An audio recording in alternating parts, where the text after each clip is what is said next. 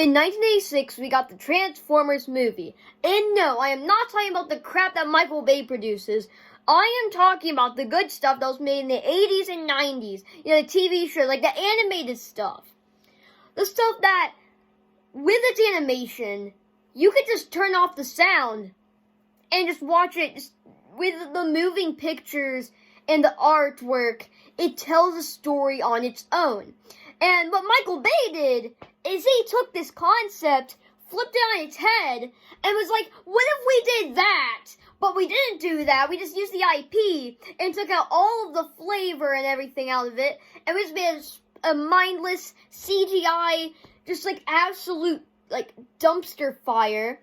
And then you have this movie, which is just beautiful to look at. It's very pleasing to look at. Like, honestly, you could probably just turn off the sound and just watch the movie and watch the whole like hour and a half that way. And honestly, it's probably best to watch it that way. The voice acting does not always match up with the lips, so it makes it hard to figure out who's talking. Because the way it's animated, it's like sometimes the Transformers will blend in to the background so well. Sometimes it's hard to even tell that they're there or that they're talking. Because sometimes their lips don't match up or it barely even looks like they're there because it just blend in with the background so well. There's a lot of things that went into this that's like, there's some things that's a little bit wrong with it, but hey. So, this plot really does not take long to explain because we have the Transformers and then you have the bad Transformers that are like, you Transformers are bad, we don't like you.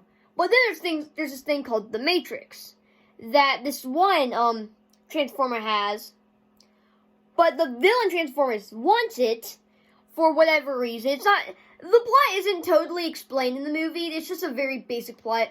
Bad guys want something, the good guys have it. The good guys can't let the bad guys have it, because the bad guys have this giant ball that can shoot lasers out of its head and destroy planets.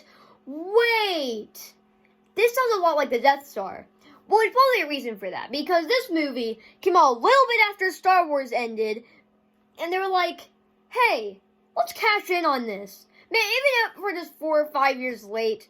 So then they just made, the villain is a giant metal ball that can shoot lasers out.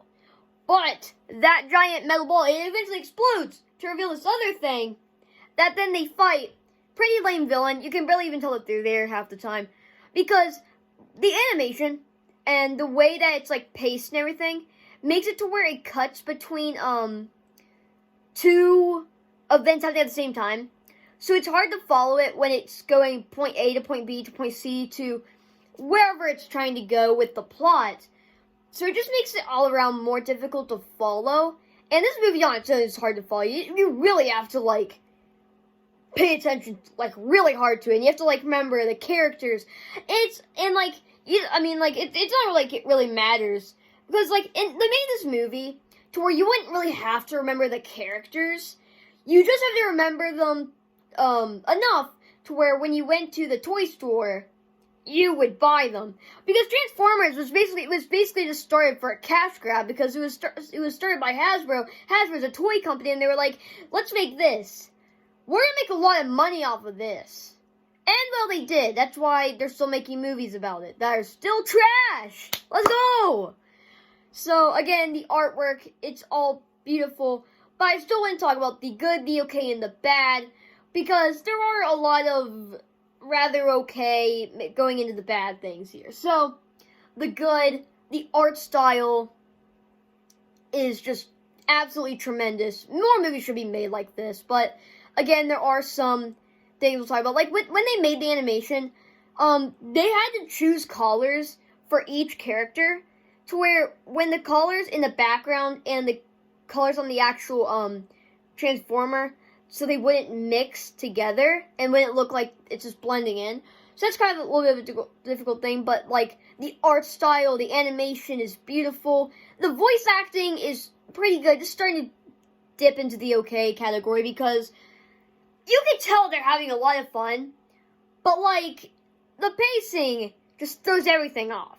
Which is how we're going to start off our okay category with the pacing. The pacing in this movie is horrendous. it skips between multiple different plots at once.